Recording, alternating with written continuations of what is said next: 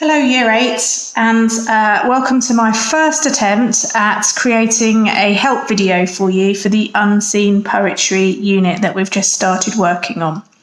So I'm just going to put this sheet in front of you to start with. So this is one side of the PowerPoint that we've prepared for you and sent out to you. And I just wanted to emphasise for you that there is some help in this part of the slide. So in this poem, the poet describes the importance of stopping and reflecting on the present moment. So that's going to be a massive clue for us, really, what the poem is all about. Okay, so do take time to look at that question or that summary, and it will help you access the meaning of the poem. So in the rest of this little help video, I'm just going to go over these 5 questions just to give you a little bit of a hand so that you can begin to be in the right kind of area to answer the overall question. So the overall question that we're working towards is, how does the poet communicate his frustration about modern life? Okay, so this is helpful too. So the question is giving us some clues. Okay, the poet feels frustrated about modern life. Okay, so if you feel frustrated about something, it generally means that you are feeling a bit angry or a bit annoyed about something. So the poet's feeling a bit annoyed about modern life. So that's worth us remembering. Now, it might also be worth us thinking about what the title of his poem is. And he has chosen to call his poem Leisure. And it might be worth you just exploring what that word leisure means. Have a look on a dictionary and just see if you can find out what it means. Okay, so I said I'm going to go over the 5 questions quickly. So that's what we're going to do. So, first line of the poem is, what is this life if full of care? And the first question is, what is the care that our lives are usually full of? What does the poet mean? So we really need to explore this word care here.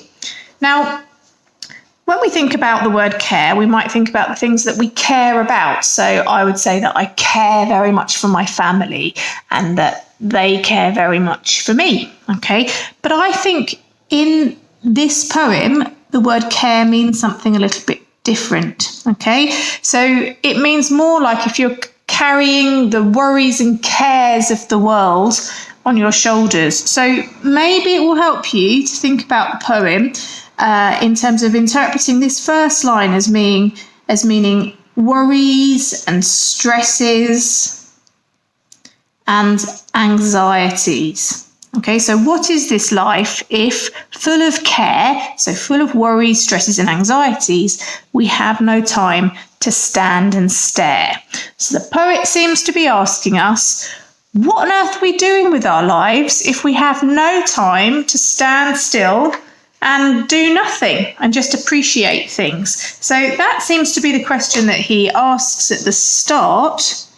And if you'll notice, the final stanza seems to answer that question. He comes back and says, a poor life this is, if full of care, we have no time to stand and stare. So he seems to be saying that we ought to make more time to do nothing, to be at leisure. Okay? All right, so hopefully that gives you an idea about question 1. So question 2 asks us about the stars and the streams in line 8. So you can see I've got line numbers down the side here, so I can see 5, 6, 7, 8. So the poet says that we have no time to see in broad daylight streams full of stars like skies at night. This is one of those images that's a little bit open to interpretation. I wonder what he might mean by streams full of stars. And they're in broad daylight. It's not often that you see stars in the middle of the day, is it? I wonder what it could be. One of the ideas that occurs to me is that possibly he's thinking about when light falls in great big channels. I see this sometimes sitting in my conservatory at home. If the light is pouring through the windows, sometimes there'll be a big kind of stream of light. And if I look carefully, I can see lots of little dust motes dancing around in it. And it could be that he's thinking about that. He's saying that we're not taking time to stand back and think about and notice the beauty everywhere around us. It could be that. It could be open to another idea. Perhaps you'll have your own idea what it might be about. Okay, so if we think about question 3, it says, as well as nature, what else does the poet say we should give more time to in lines 9 to 12. So I'm just going to mark lines 9 to 12 here for you on the sheet.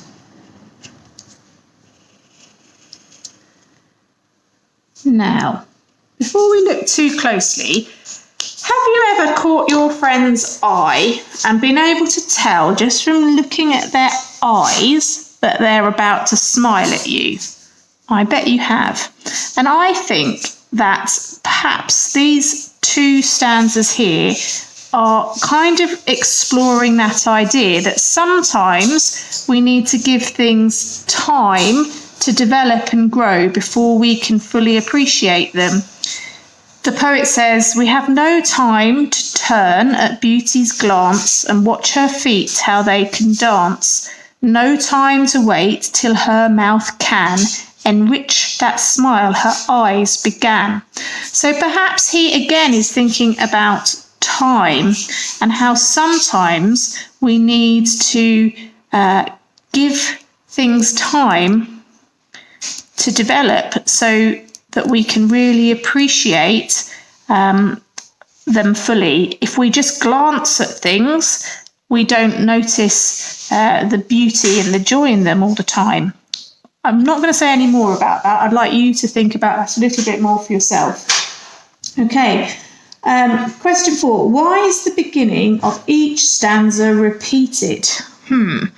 What technique is this? So I'll just highlight that for you just so that we can see that the poet has definitely repeated the same line. You can have a look on your poetry glossary to see whether you can find out what technique that is. I'm going to give you a clue that it starts with an A. So have a little look at that on your glossary. I wonder, have you ever noticed that people who are very busy like to tell you that they're very busy? And I guess maybe there's this idea of things being repeated all the time. And we get this refrain, no time, no time, no time. It keeps kind of coming through. So it sort of creates this idea of things hurrying along. Finally, the last thing that we have to look at to answer the questions on the slide is to think about the rhyme scheme in the poem.